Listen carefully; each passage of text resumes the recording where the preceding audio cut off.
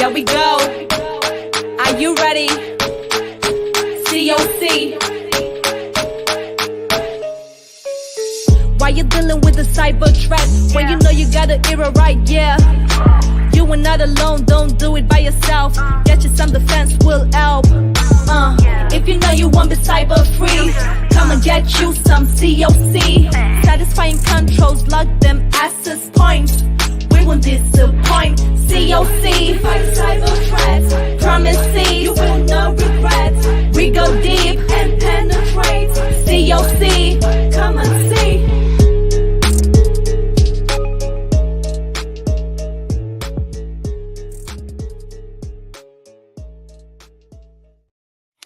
Hey. Welcome to a special episode of Crump on Cyber. My name is Jeffrey Crump. I will be your guide, your Sherpa, as we kind of work our way through this special episode focused on this recent breach and attack against MGM. What we've got here is we've got a nice panel discussion. We've got an excellent group of experts that are going to jump on the call here, and we're going to explore this attack, really kind of lay down, well, how did it start, who's involved, and get to a level to kind of, maybe understand some of the technical components of there, but explain it to a level that pretty much hopefully anybody really can kind of understand. So the nature of the attack, how it kind of played out, what do we know about what's happening today? Because obviously we have an ongoing kind of a situation here. And then highlight maybe some of the areas where organizations like MGM are maybe just kind of missing some of these fundamental things that are opening the door for these, really bad things to happen.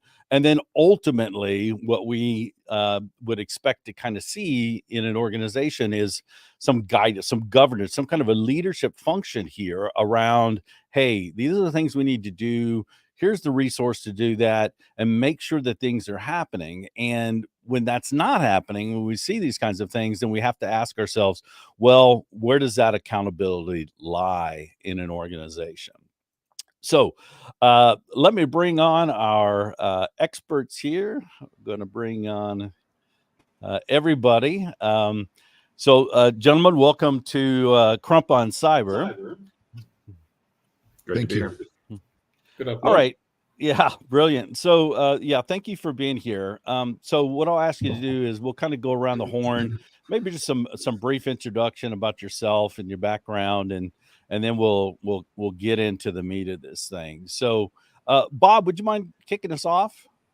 Yeah, thanks, Jeff. Great to be here. Hi, everybody. Thanks for joining us on a Saturday. Bob Zukis, founder and CEO of Digital Directors Network, adjunct professor at USC Marshall, retired PwC management consulting partner.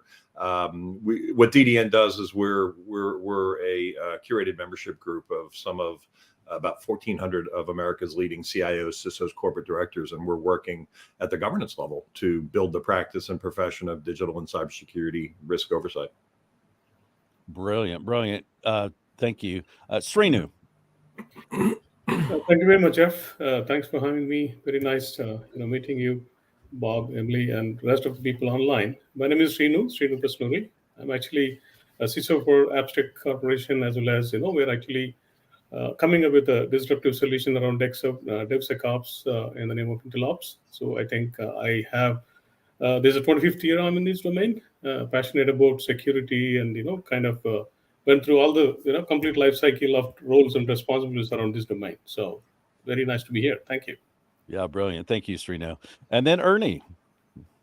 Good morning. My name's Ernie Edmonds, and thanks for having me back this soon. I know it's only been a couple of weeks. Right. My background, I'm essentially a lifelong 30-year offensive security person, and I'm currently with CMTC, which is the NIST MEP for the state of California.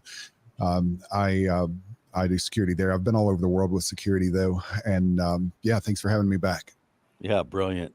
So Ernie, maybe you start us off. Can you kind of lay out, okay, so what's happened? When did this start? Who's involved in this in this attack? What do we kind of know? And do me a favor, because we've got a variety of skill sets and folks listening.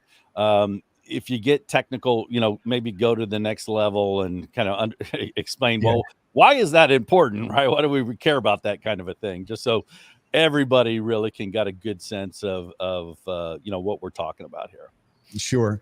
So this started out on Sunday night that we know of. We believe that the attackers, it's a Russian organization. Of course, it's Russia.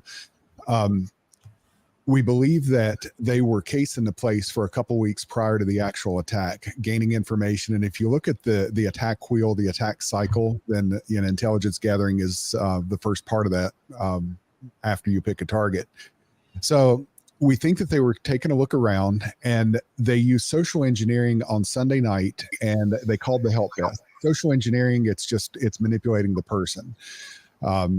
People, they are not security focused in general. Even the ones who are security focused often are not security focused all the time, and they'll let their guard down, and then wham, there's a social engineering attack for them. But we believe that the help desk was called, and this person talked to the help desk and convinced them that they were either an employee or a contractor or somebody that had a legitimate need to be in the systems at MGM. So the help desk granted them access. Within about 10 minutes, they had completely owned the place.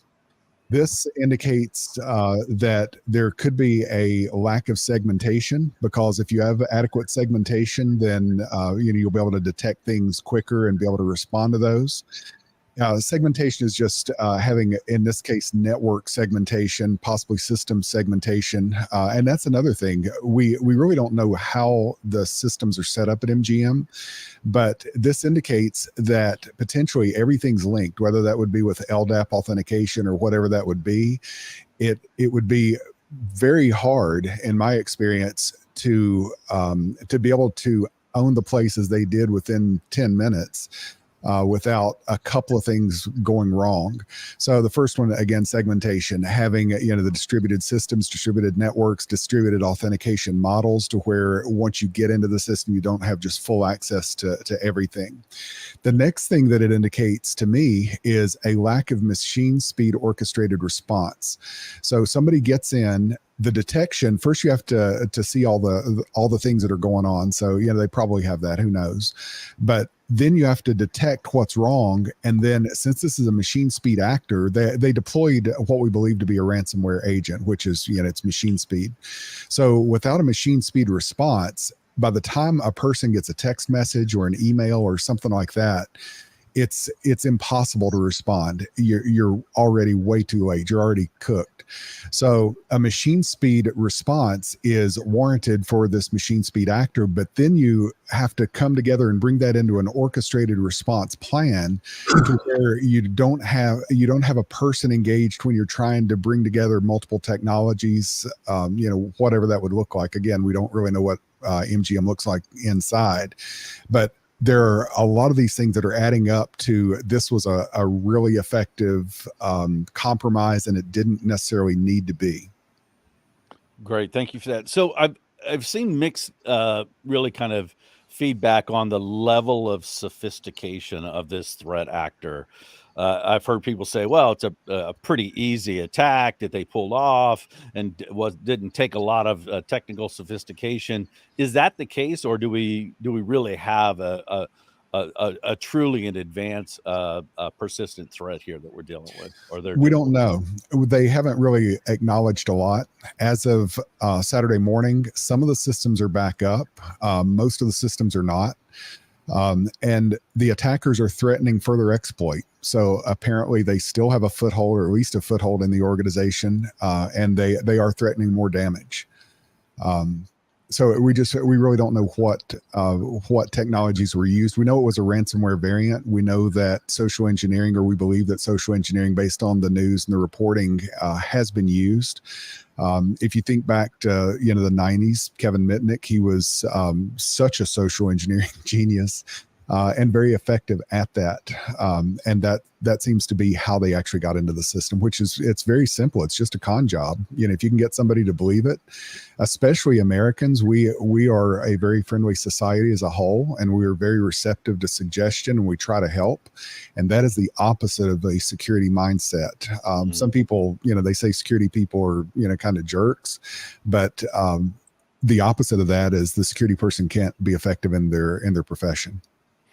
All right. So we've got an advanced persistent threat or advanced threat actor figures out some way to kind of con their way into the system, and then, goes in, digs around for a while, lays low below the radar, exfiltrates some kind of information to, potentially use in a second wave of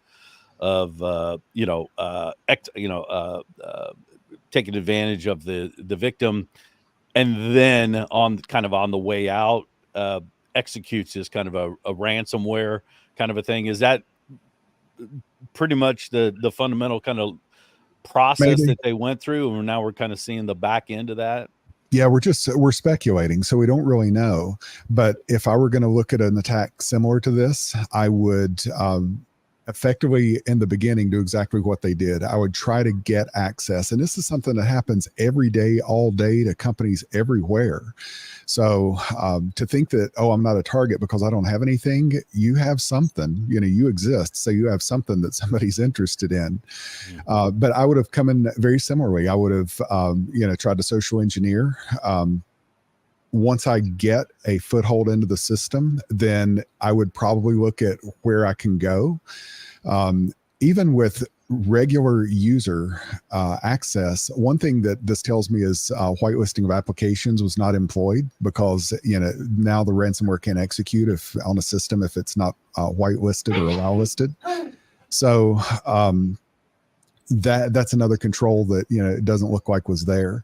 So once I'm in the system, I can put down my application. It's going to spider out, and it's going to find what it can do, what it has access to, and then that's the ransomware part. Sometimes as an attacker, you use ransomware to cover what your actual primary motivation was.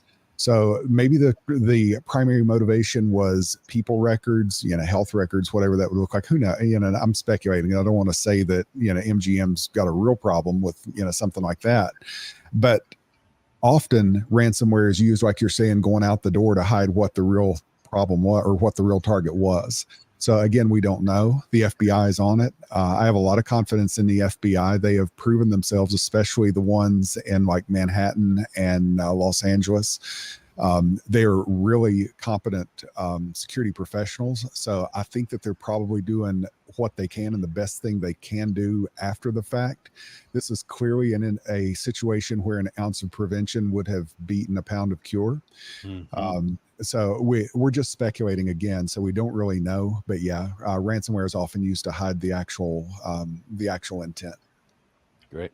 So Sreenu, this, if they're starting off with something fundamental like a voice phishing attack, a vishing attack, trying to convince somebody over the phone, it feels like that's probably a pretty fundamental kind of a skill set, a security awareness kind of a thing that we would expect to see in an organization. So does it feel like there's some foundational elements, some basic stuff that just on the surface from what we know that just isn't in place or wasn't in place for MGM? Absolutely. I think the very fundamental thing, which I think, by reading all these things and by now listening to Emily about, the basic things are actually not right. For example, when someone calls a help desk, for either to gain, whether malicious or non-malicious is not even known, but you have the similar responsibility or same accountability in terms of actually verifying that the person is legitimate and they are having a legitimate requirement, and what are methods and balances which are there to verify that, it is the person who is actually calling. So, for example, I can call anybody and I cannot actually simply con them unless actually they give me the trust, which I'm actually able to, kind of convince them to give me. So what happened here was they were clever in terms of actually able to make that kind of a very simple, not so sophisticated, simply voice call based, access gain. But I think more importantly, what I actually think, rightly mentioned that the network segregation is completely, seems to be questionable here. But more than that, the dwell time, how much time this adversary got on the infrastructure, on the landscape is very, very crucial, because they have ample time. In addition to able to con them that you're not traceable, you're within the system, but you're not actually looked at by these monitoring systems, people, and all these processes which are existing, and you are actually underlying yourself, and by completely traversing around all those compromises, which actually in terms of privilege, gain, and all those things were happening, and nobody was actually suspecting, because none of your systems were actually allowing you to be able to do anything. And the machine speed, I think that is the right word used by Emily. At that speed, you have very, very minimal chance, unless your proactive measures were actually in place in the terms of actually segmentation. You're allowing correlations which are happening at the machine speed as well, to be able to actually do what actually we can do with that lightning speed attacks.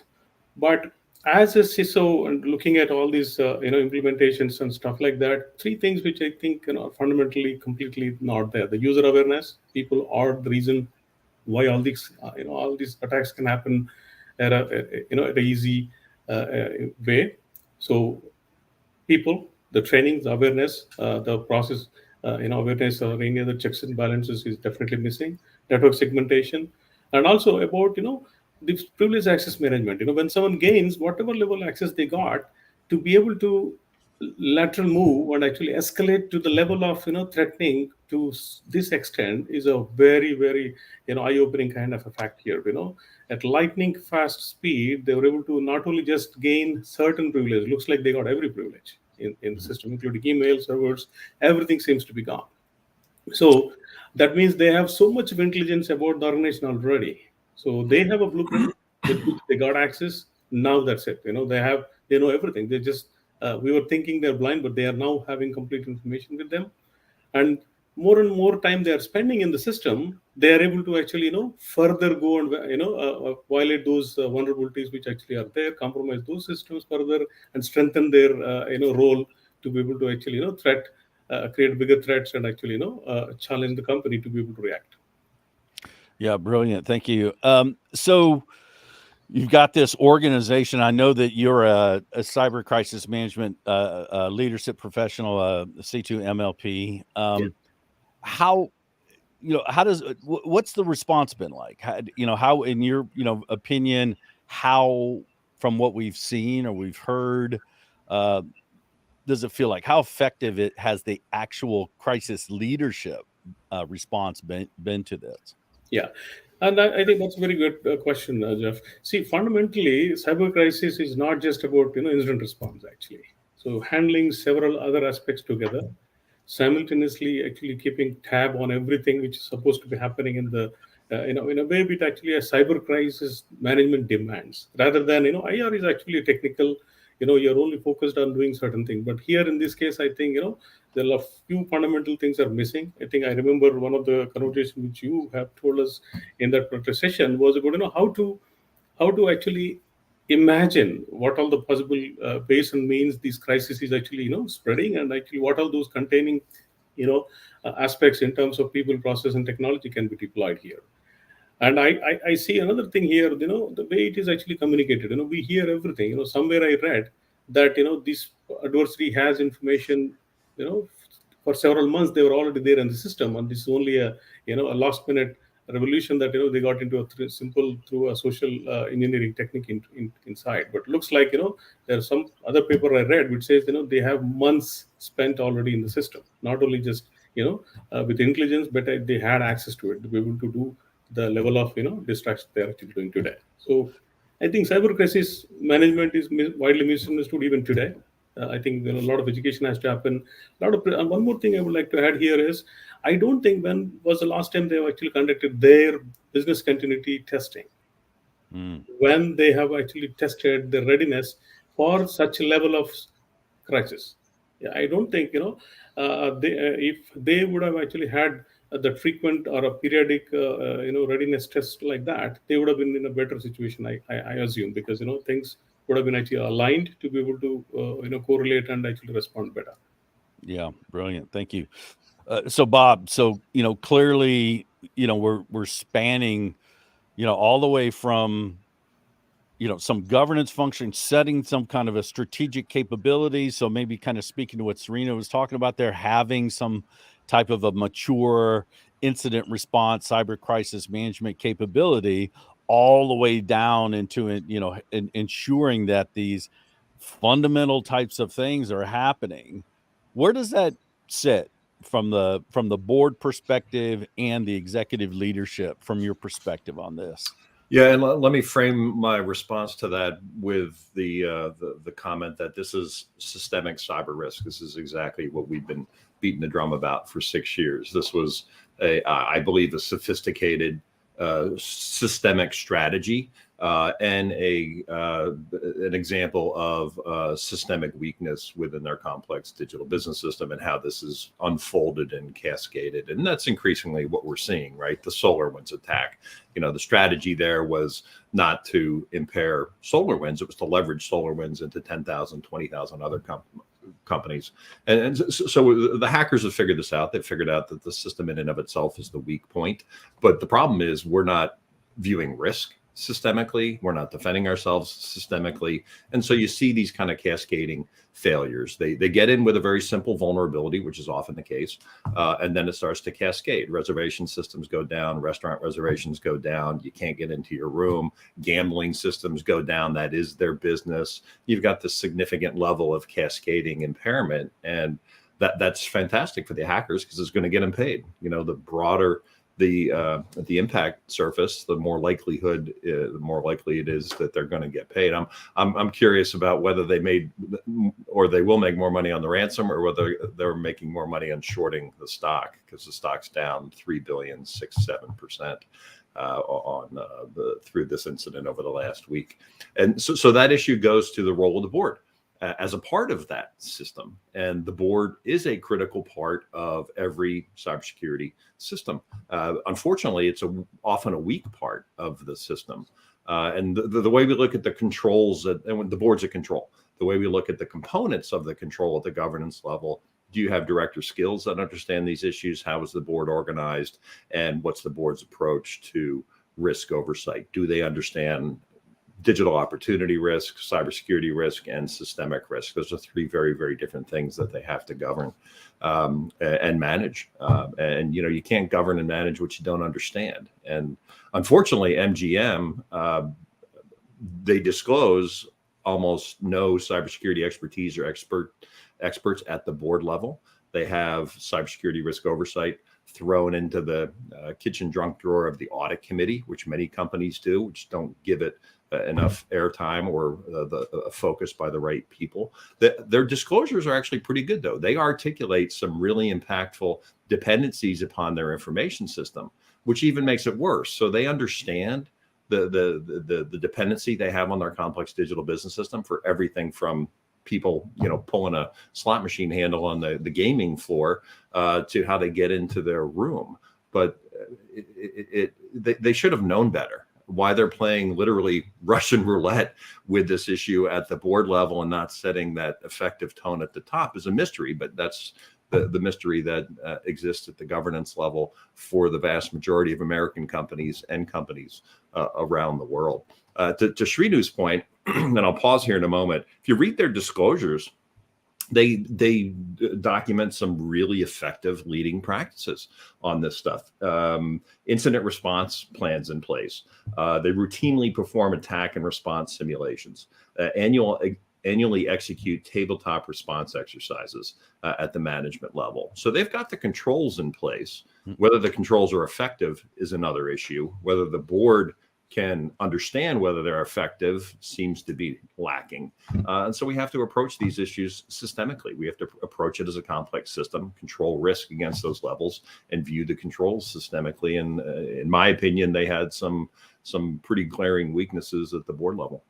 And the tone at the top suffers, and the whole system is weaker than it otherwise would be if they didn't have those weaknesses. Yeah, and we're seeing a lot of cries out there for, hey, we want to get these, CISOs, or to have a seat at the table with the board, or to escalate this visibility of the board into what's really kind of happening from these incidents perspective. But to your point, a lot of organizations are not. So why are they not then, Bob? Why hold yourself accountable if you can get away with not being accountable, quite frankly. Right. And I think investors should demand and pay more attention to this. Institutional investors should be looking at their portfolio companies and seeing if anybody on that board understands the complexity of these issues. I think there's a lack of understanding to the complexity of these issues, and I think there's a lack of accountability. The SEC just pulled in their final rules the basic cybersecurity expertise disclosure provision.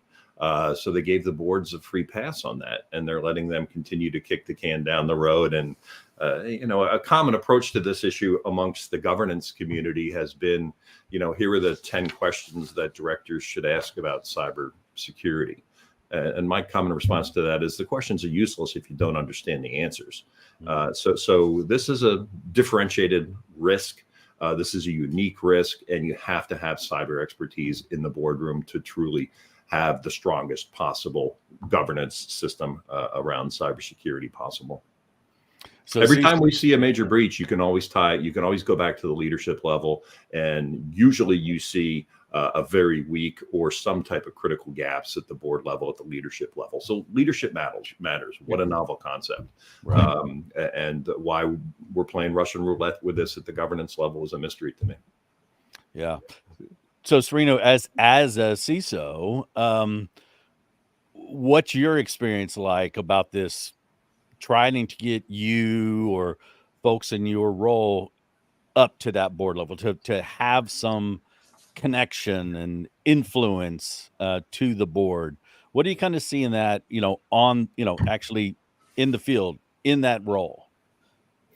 Yeah, many a time what actually happens, there are a lot of companies who are, learning at least from their own experiences. And there are a lot of companies who are actually not ready to learn. For example, if there's a breach, and let's say one of the company in the same domain, rest of the companies actually are learning, trying to, tighten up, how the information flows from CISO to CEO to actually the board, or at least directly having an ear from the board to hear the CISO and actually, to understand and regulate, their internal governance and everything. Is actually, at least some companies are learning. But in my experience, actually, there is definitely a lack of, even today, I see everybody talking about what to report. But actually, I've not seen that mandate coming from board, which is clearly saying that, these are the things which are flowing from the top to down.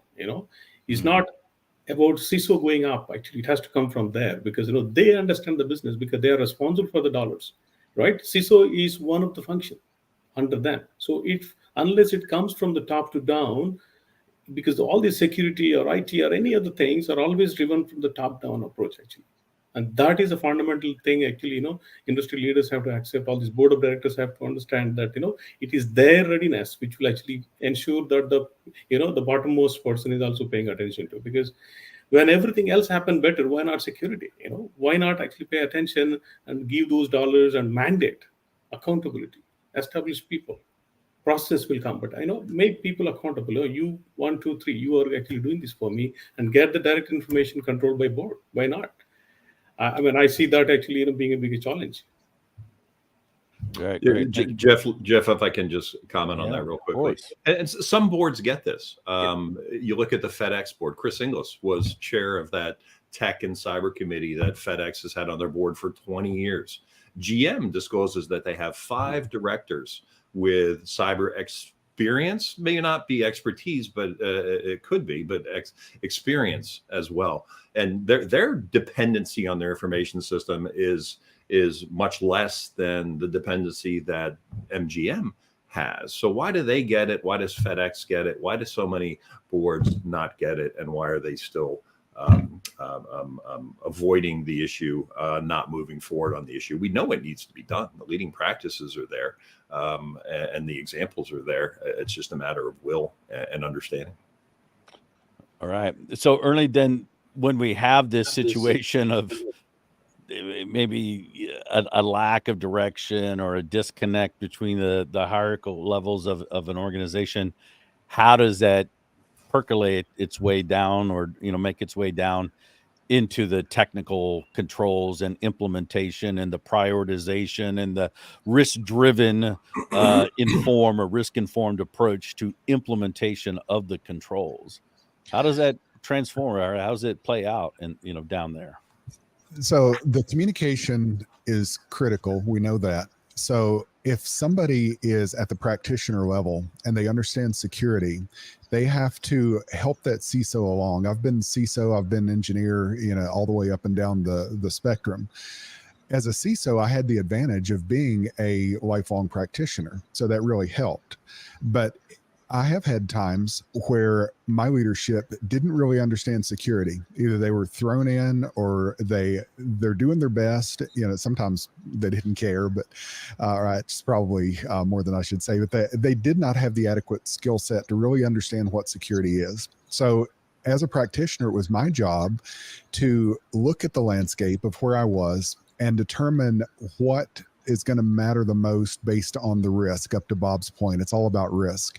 So if I understand the risk that, in this case, gaming is my business, hotel is my business, people getting into the rooms is part of that. It gets more into the macro or the micro, but I need to tell my CISO what I need.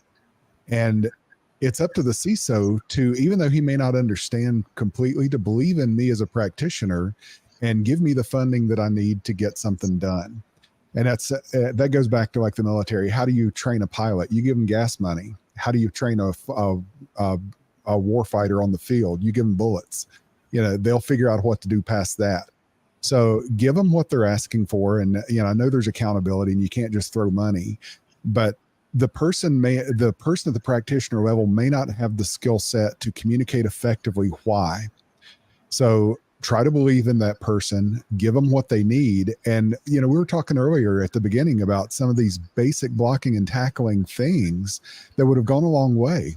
Whitelisting, segmentation, dissimilar or disparate authentication mechanisms to where you don't have, sometimes I see people will use like Active Directory. I mean, the world runs on Windows. They'll extend that to where it handles the radius authentication for the VPN.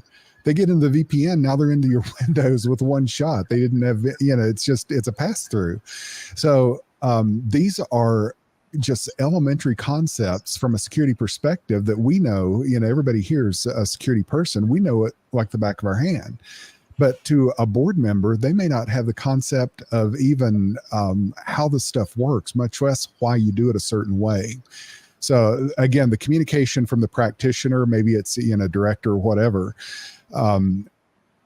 that has to happen so that good decisions can be made based on good information. And again, we're talking about a huge company that's suffering greatly, and it didn't have to be. If somebody had both known what to do and implemented these basic procedures, that could have potentially thwarted this.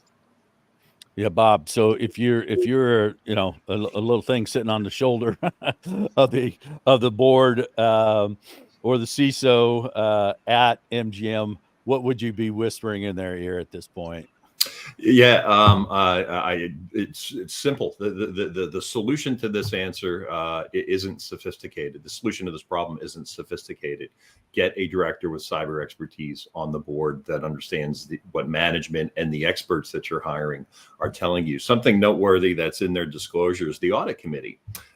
So they do perform annual assessments of their cybersecurity program by external subject matter experts, regular external audits against best practices varying in scope, and they do segment their training for all personnel and additional training for employees with customer and financial information systems access. So leading practices, but so where did it fall apart?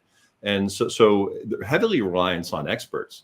So think of this, you've got an audit committee with finance, accounting types, asset management types, and you've got the experts coming in and the CISO coming in, telling them what they're finding. Who on that committee has any ability to understand and stress test what is being told to them, either from the experts or the CISO. So they can delegate the work, but they can't delegate the responsibility. And if you don't have people that can understand the answers, ask the right questions and understand the answers to that questions, you've got an underperforming control point. So get somebody in the room that understands this issue. For an S&P 500 company, which they are, improving this critical control materially costs you $315,000 a year. That's what directors get paid in the S&P 500. Fix the control. Stop digging a hole for yourself. And so now they're going to have to explain this, right? And plaintiffs, to plaintiffs' attorneys, class action lawsuits. You said you were doing all this stuff. Obviously, it didn't work. Why didn't it work? Who on your board understood any of what was being told to you? And they're going to try to explain their way out of that hole. But they dug themselves that hole, and they should have known better. They should have known better also because they had the breach in 2000 that was significantly financial to them as well. And it's an easy solution to put in place, but they decided not to do it. They made a conscious decision not to do it at the governance level. Yeah. So Sreenu, this gap, when maybe you're not getting the direction from the board, what can a CISO do to drive this, right? If you're, we would see this top down direction coming, but if you're not getting that top down direction and you got to go bottom up, what are some things that a CISO can do to try to affect some change, kind of like throw the elephant, I guess they say.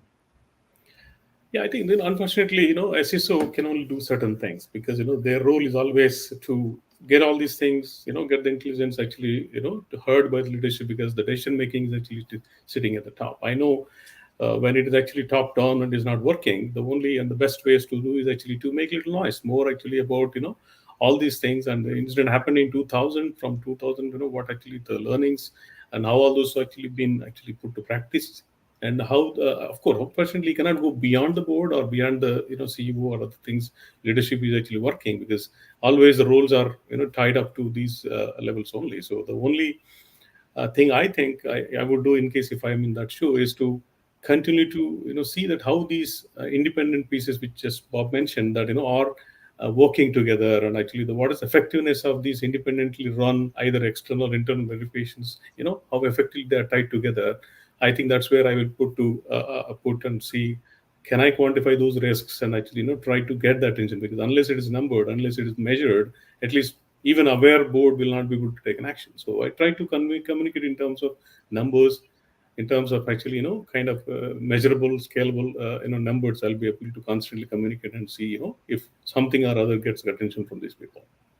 Yeah, that's we talk about this this challenge of. Yeah. When we want the CISO to have a seat at the board, but the board and the executives, they speak a different kind of language, right? Yeah. To be able to, the financials, the implications, a dollar amount associated with some kind of a risk.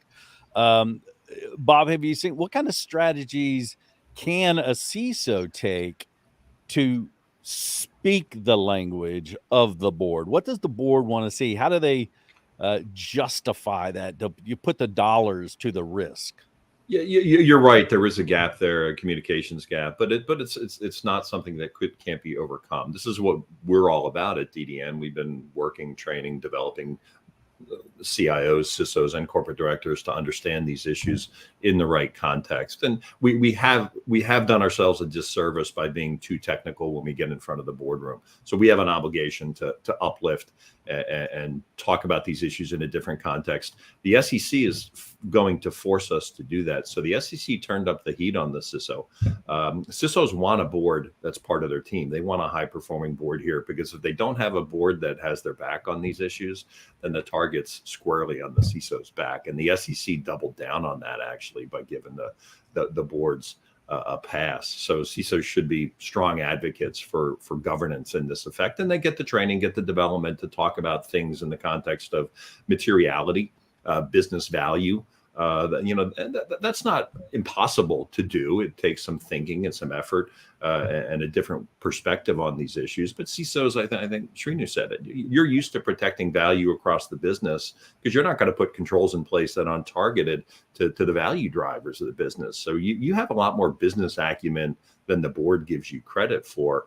The story just needs to come out different. The communications just need to be different and geared more towards the ear of what corporate directors focus on and less on the technical. Brilliant. So, Ernie, so we've heard that this strategic stuff that needs to kind of happen here.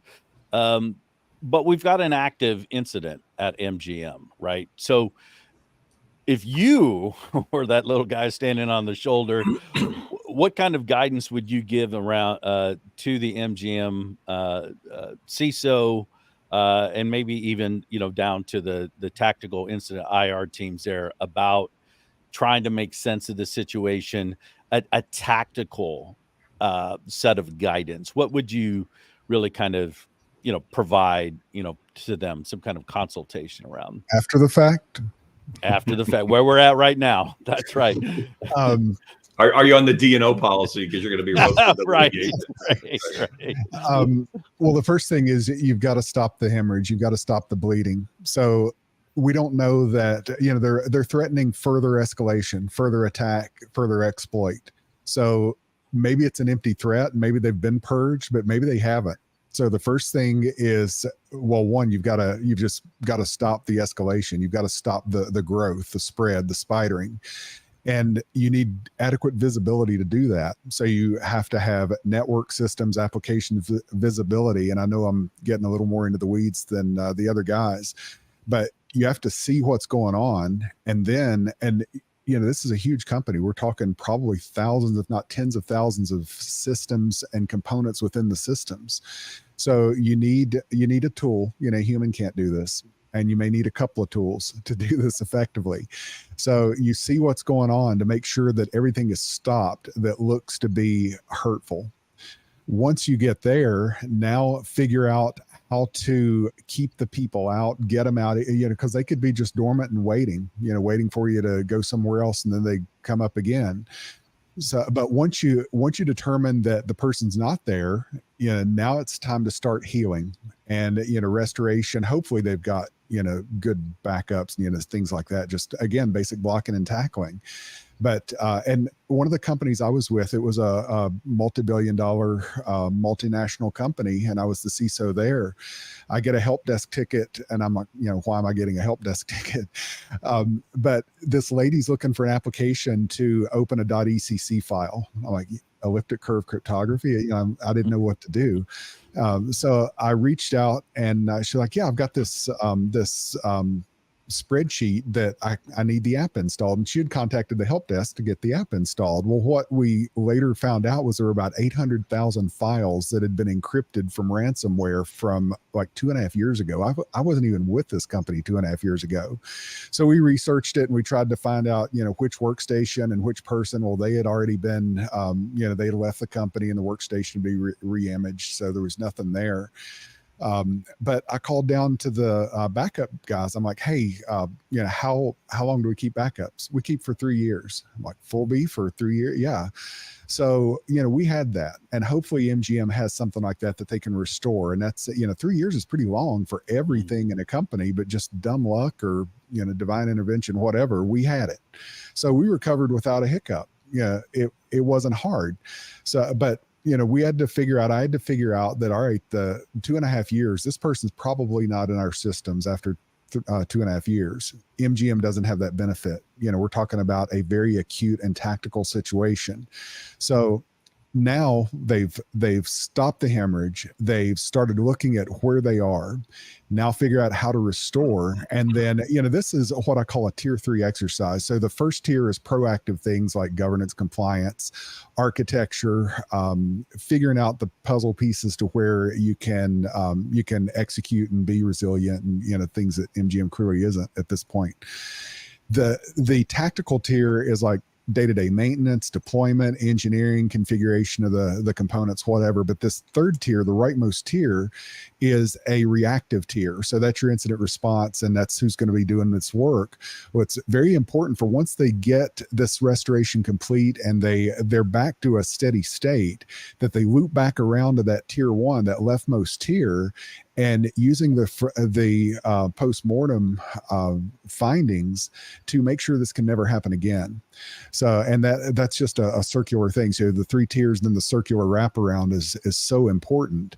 And the board, the CISO, they need to be kept up to speed. This is going to be a learning experience for everyone involved, because we know nobody can know it all.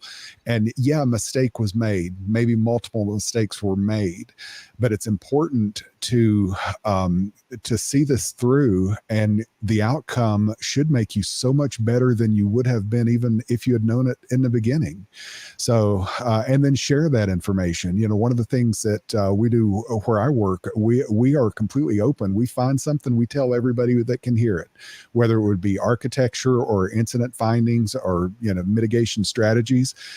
We tell people. And so it's important for this postmortem to come out and be a textbook learning example for the classroom and for other boards and CISOs around everywhere, because this is bad, but it doesn't have to be the end and looking poorly on them forever. They can really use this as a launching platform to get way better. Yeah, and it's actually something we talk about in the cyber crisis management leadership program, is the mindset of the leaders as they go into these breaches can really be a game changer. And if you go into them thinking, okay, look, we've got a challenge here, right? It's a little bit of excitement, right? Okay, how are we going to do this, right? And be excited about it, as opposed to, oh, woe is me, right? And you kind of end up in this a truly, even from a leadership, in a very reactive mode, when really, to your point, you really want to be able to kind of get in and begin to feel like you've got some control. You are really kind of driving the direction of this kind of going forward. Sreenu, how does that get implemented practically? How does when you have an incident like this, how do you kind of set the stage for, hey team, I know this is a bad situation, but let's try to look at it in a positive light as much as possible. How do you paint that picture? Absolutely. And I think, if you have a complete picture of, the situation and all the information is known to you, you'll be able to put a bigger brave, face in front of the team, and to be able to actually, attack that with morale of the people. Because, once the morale of the people, involved actually goes down, we'll actually be further more in trouble, actually. So the first thing is to really see that I have a control over it, and I have a complete visibility of what's happening, so that, I'll be able to put that brave face and actually talk to the team to motivate them further. And also, as rightly mentioned by Ernie, basically that to eradicate, to contain, and actually to eradicate, and actually to be able to actually restore, because each restoration you're doing is going to pump up the energy within the teams. Actually, you're actually showing them the progress which is actually made, and actually you're using that to actually further motivate them to actually do the next one, because each server or each segment of thing which is recovered, each application which is recovered, is going to be boosting the morale of the people. So kind of play that like an active war room, and actually start painting the good picture of what we are gaining back versus actually what is still actually under the control of the adversary. So I think I'll play that game of actually using what is being actually retained versus actually what is actually being further to be done. So I think that kind of picture I will paint and actually continue from there.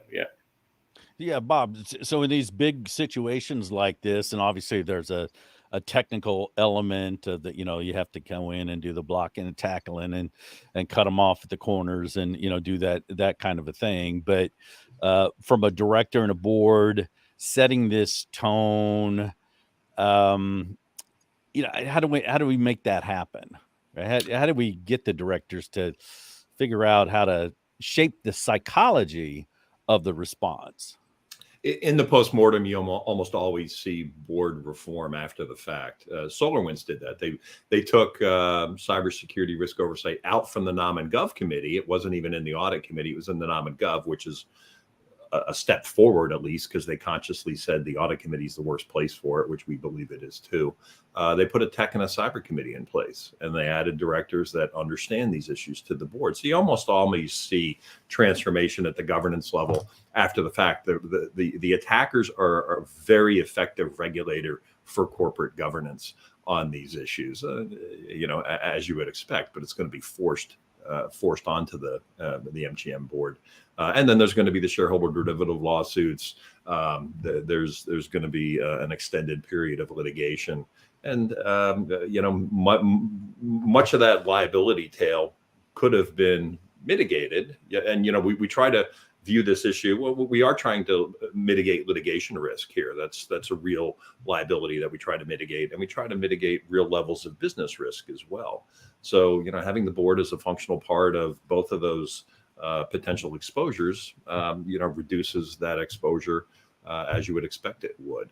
So the postmortems will kick in both at the management level and at the governance level, and people will be held accountable to where did this fail? Why did it fail?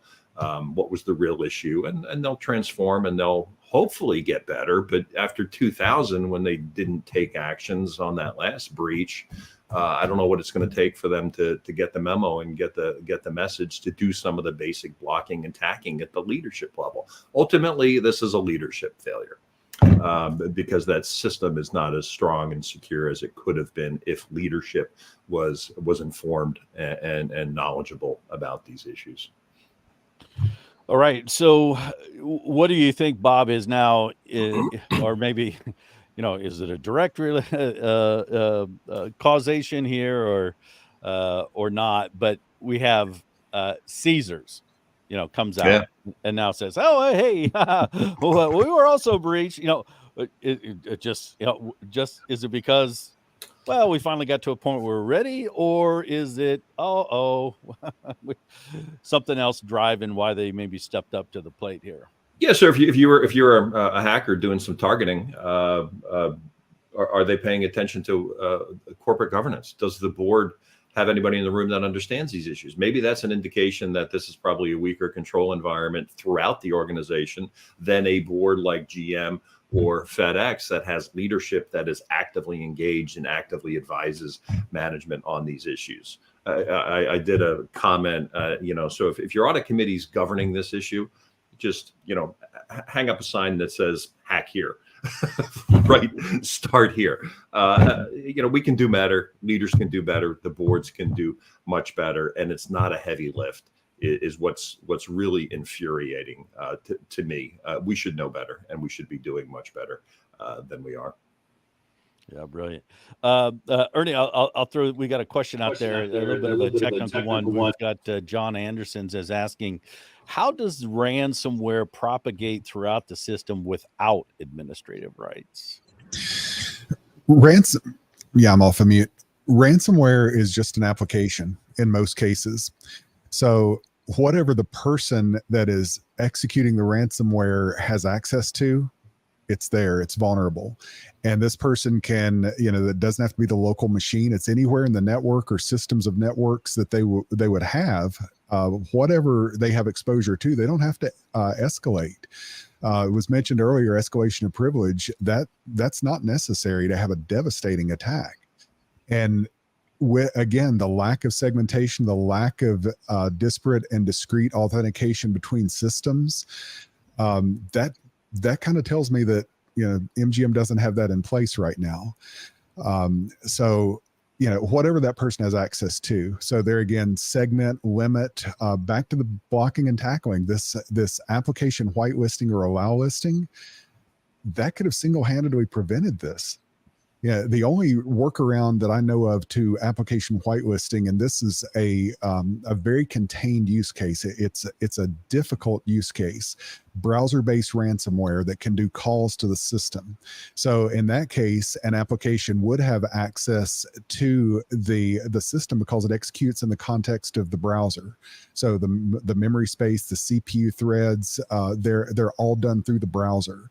So there are technologies that will allow a browser to do system level interaction. And that's, back in the day with Internet Explorer, that was why the vulnerabilities were so potent, was because it could access the system. Those have greatly been diminished at this point, but they still exist. And again, this is a very niche ransomware that can do this. But I don't believe that that's what was used here. Just my gut tells me this was a straight up application that executed as its own entity, its own process. And with that, whitelisting alone could have thwarted this. And that's one control. Yeah, it's not the easiest control to implement, but it's one thing to do. There's a bunch of things you can do, but this one thing could have completely eliminated the situation. Yeah. So again, Sreenu, back to basics, and what we've heard from Ernie and Bob and even yourself is, we have this concept of defense in depth or layered defense. How do you what can you recommend to organizations on, how do we get back to the basics, right? You've got so much technology out there, right? And all the vendors are promising, this holy grail of you come to us and you are safe. You not have to think twice. And then they do, and then they think they're doing due care, but they find there's a lot of just basic stuff. So how are we missing this basic stuff? How is that not happening? And absolutely. I think there are two problems I see. One is basically where we need to segregate, we don't segregate. For example, I think you mentioned very clearly that, whitelisting applications and actually network segmentation or isolating where systems actually can possibly done. Even if somebody gains access to, let's say, one particular network, they should be able to actually contain them because of the segregation. Whitelisting and all this block listing, all this, fundamentally you don't need sophisticated technology to be able to do it. You need people who actually execute those things in a systematic architectured way. That is it. So where we need to segregate, isolate, we don't do. But all those audit findings which are coming, I think Bob was actually saying, hack me. So what we do is we only treat every symptom only there. We don't really correlate with the next symptom and actually see what a bigger problem it actually going to become, the snowball effect actually, right? So if for example, let's say one application related vulnerability is reported by CISO or anybody, or, to CISO by somebody, as long as, they're only treating that and actually not relating that, in what way this vulnerability would have been actually, if exploited, would have caused impact on other systems. Am I having those enough boundaries to be able to actually, contain it here itself, And in fact, you need to have that honeypots available so that when any hacker comes in, they'll be able to actually, they themselves should really be confused. What's happening here? If somebody is looking for a privileged access for Sreenu, there should be multiple Sreenus in the network system itself for them to be able to go behind which identity I'm going to actually gain access to. So there are a lot of technologies available, and many of them actually goes to basics. That's where I picked up that back to basic as a concept, because we are fundamentally trying always look at the sophisticated solutions sold by somebody for millions and billions of dollars. We're not focusing on network segmentation, the basic things like encryptions, basic things like I am not going to treat this particular vulnerability only in this context. Let me build the context. Let me correlate and expand the scope of the damage it can cause, so that I fix all of these instead of only one. I think those are the two major areas which I'm thinking we are lacking. Where we are supposed to segregate, we don't do, and where we are supposed to combine everything and think, we don't think. All right. So we talked about, go ahead, Bob. Yeah, Jeff, real quick, what Sreenu and Ernie are saying is, I harp on the leadership failures, but we're really talking about systemic cyber risk. This is a new dimension of risk, and it's manifesting itself because of the nature of the complex digital system that we've created. And so we're not paying attention to risk in the right way. We're not understanding systemic risk in the right way. We're not mitigating systemic risk in the right way. And so we're going to continue to be vulnerable until we do that, because the attack tactics and the attack strategies are targeting that systemic weakness. So we've got to develop this aspect of enterprise risk much more effectively and apply it. All right, Bob. So we've heard, Ernie talked about the tactical, the technical, the down in the trenches, and Sreenu's talked about the basic foundational things that we need that an MGM and all organizations need to do. Can you take us out with your thoughts on what's next? Should the board at MGM and the leadership be thinking about now? What is on their horizon? What do they know is coming down the line? You made some mention about, likely going to be some legal stuff happening. So what do they need to do? They're striking this balance between dealing with the here and now, but also, hey, they must see what's coming on the horizon. Yeah, the solution for them is fairly straightforward. Get a director on the board that has cyber expertise and take cyber oversight out from the audit committee and put a tech and cyber committee in place. Tech and cyber, because digital innovations are really important to their value proposition. And you have to consider the risks alongside those issues. They can implement that in 60 days. Quite frankly. Okay, but what do they do today? I mean, that board that is there today, they are in the midst of it. What should they be thinking about the next 60 days that's going to impact everybody, that's on the board today? Yeah, but they're dealing obviously with the management problems, but they're going to have to lawyer up and deal with the litigation, right? Because that's coming. And you have a board that's sitting here and they don't have the expertise to really contribute to that discussion in a meaningful way. So they're listening to the experts, they're listening to the management team, and they're fairly passive, and they're dealing with the PR nightmare that has been created, and I think a lot of respects and exacerbated by their own failures or weaknesses, let's put it that way. So yeah, they've got to deal with the crisis. They've got to stop the bleeding, as Ernie said. They're a part of that process, and then they've got to deal with the PR and the litigation that's coming. Yeah. Brilliant. Yeah. Fantastic. It's been amazing having you all on the show.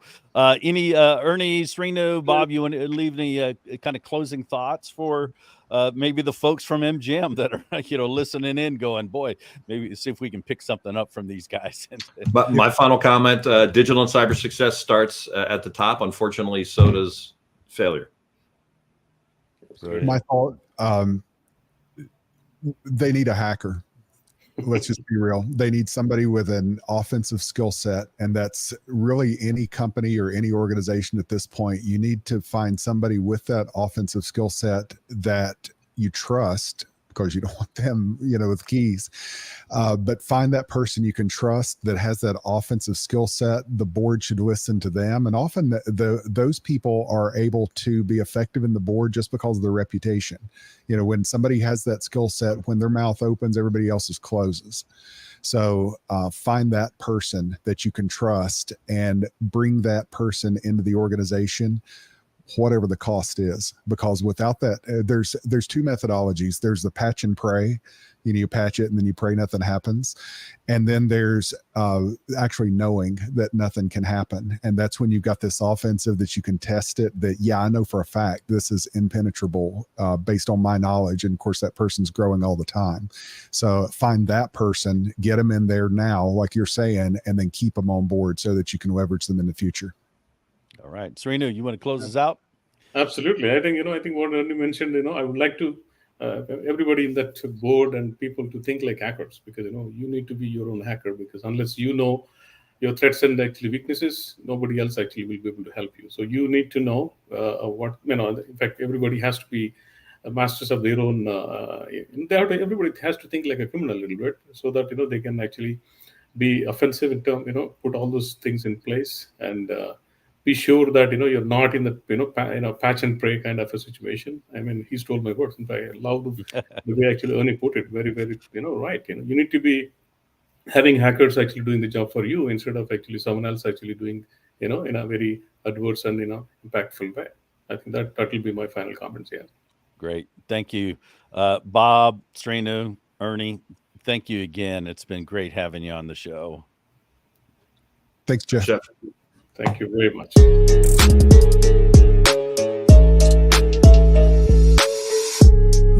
Now you're feeling better.